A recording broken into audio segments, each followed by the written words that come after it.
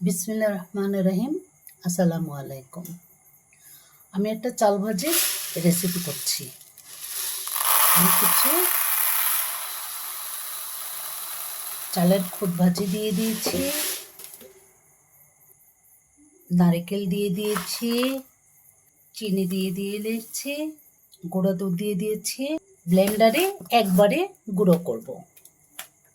একটু স্বাদ মতো লবণ দেব, একটু লবণ দিয়ে দিচ্ছি। দেব, আমি এখন ব্লেন্ডারে দিয়ে দিচ্ছি। আপনারা গুড় দিয়েও করতে পারবেন, গুড় চিনি একত্র করেও দেওয়া যায়।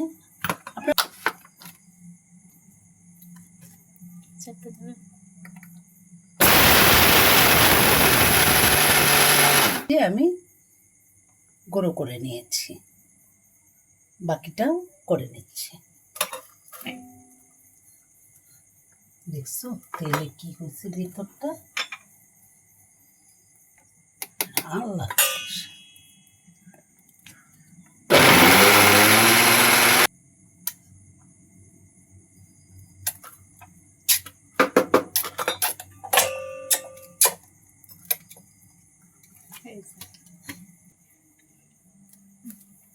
ব্লেন্ড করে ফেলেছি। এখন আমি এগুলো মেখে নিয়ে তারপরে গোল গোল করে শেপ দেব। কোনো পানি দরকার নেই, কারণ নারকেলের যে তেলটা আছে ওটাই একদম হয়ে যাবে।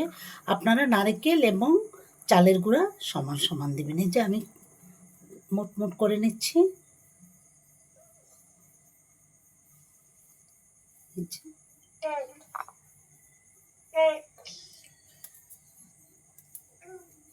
মামনিরা, আমার নাড়ু হয়ে গেল।